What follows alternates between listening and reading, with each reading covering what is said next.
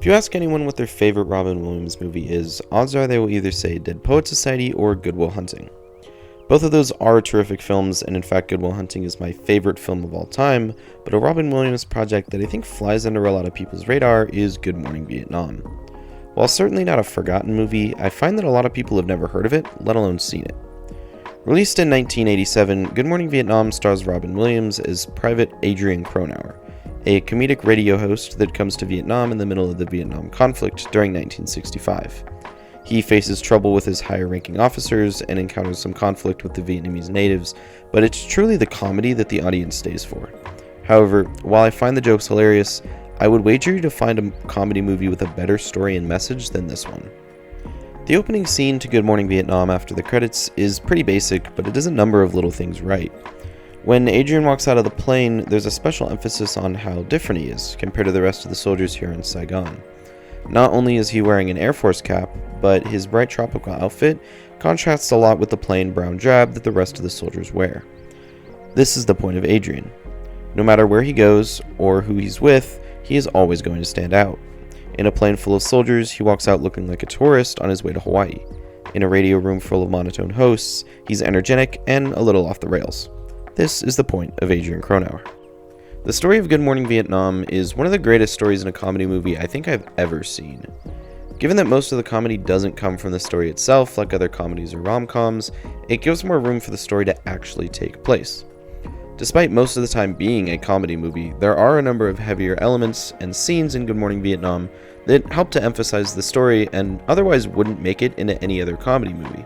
Scenes like the bombing of Jimmy Wa's restaurant, or the montage of the Americans bombing the native villages while Louis Armstrong's What a Wonderful World plays in the background, or the chase between Adrian and Tuan towards the end, all of these are incredible scenes and feature little to no comedy. Very much related to all three of those scenes is Good Morning Vietnam's role as a piece of anti-war media. While never explicitly mentioned, the anti-war message is prominent throughout the film. The bombing of Jimmy Wa's restaurant is by far the most graphic scene in the movie, and acts to show just how brutal this conflict really is. Aside from being a literal terrorist attack, it happens within Saigon, which is supposed to be considered a safe area for Americans. Later in the film, there's the montage of the American occupation. Personally, this is my favorite of the anti-war scenes, simply because of its irony. It's really not subtle at all, but What a Wonderful World playing while the audience watches the Americans bomb a village, deal with some kind of other building fire, and then literally execute 3 Vietnamese men creates a lot of internal conflict within the audience. Given that our protagonist is American, we obviously want to justify the actions of the Americans, but this scene makes it very difficult to do so. Furthermore, putting it to one of the most peaceful ballads ever made, where the lyrics reflect a world made beautiful by vibrant nature, really illustrates the juxtaposition the crew was aiming for. It once again shows the brutality of this war in a movie that otherwise is pretty lighthearted and funny. It's a bleak reminder of the true history of the war in a film that often makes you forget that. The third major anti-war scene comes when Tuan tells Adrian about what happened to his family. It's another moment of conflict for the audience because we want to sympathize with this character who's been a companion to our protagonist the entirety of the film, who is describing such a horrible loss, but at the same time is a terrorist who has caused violence in their own right.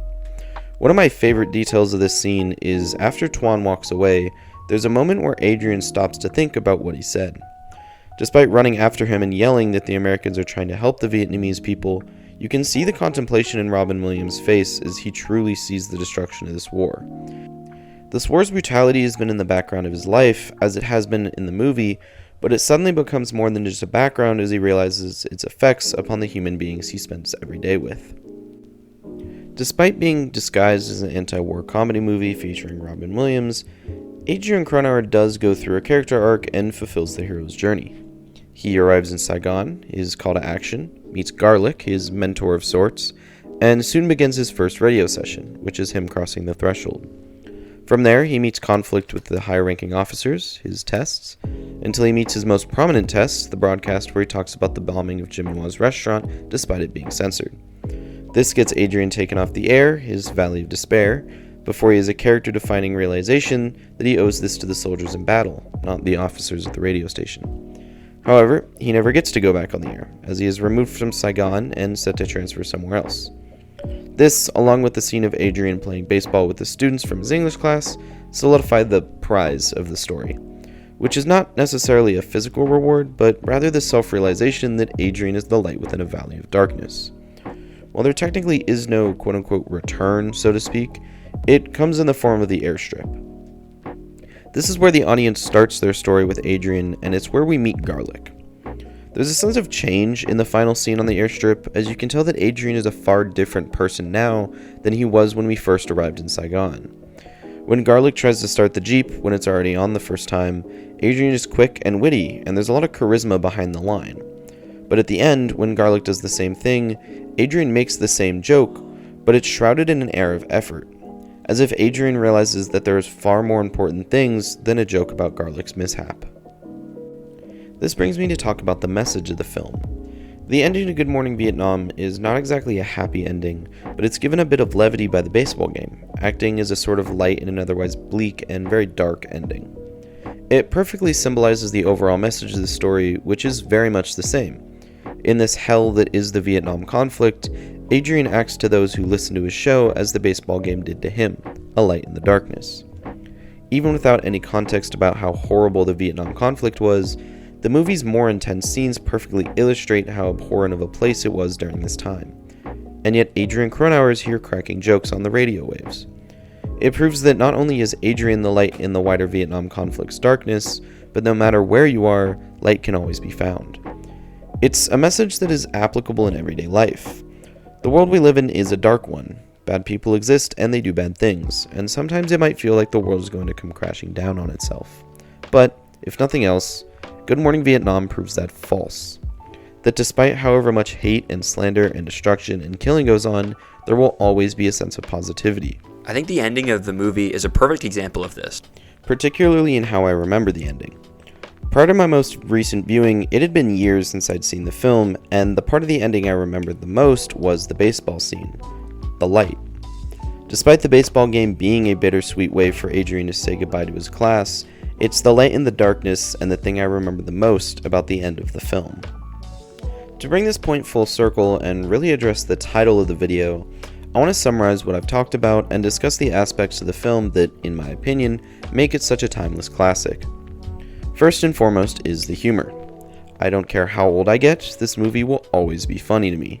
It was funny for me when I was a teenager, it's funny for me now that I'm an adult. The older you get when you watch it, the more jokes you'll start to understand, which only makes the film more of a comedic masterpiece. The comedy certainly addresses more of the timeless aspect of the phrase timeless classic, however, Robin Williams' performance absolutely warrants the label of a classic. He approaches the character of Adrian Cronauer in such a believable and understandable way, and the delivery of all his jokes and lines are so perfect. Another aspect of the film I think makes it worthy of the title of timeless classic is its anti-war messaging. Despite us living in a time that is quite far removed from the Vietnam conflict, this movie acts as a staple of history to cement that period of time and the conditions of it within the medium of film. Finally, the film's themes, especially of hope and inspiration, are incredibly heartwarming to the audience despite the film's darker tones and story.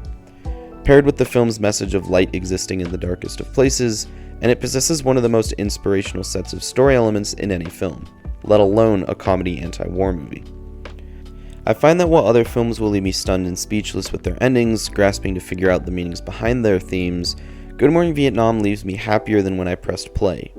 So while not Robin Williams' most popular or recognizable performance, I do believe Good Morning Vietnam to be an undeniable timeless classic. Thank you so much for watching, and have a great day.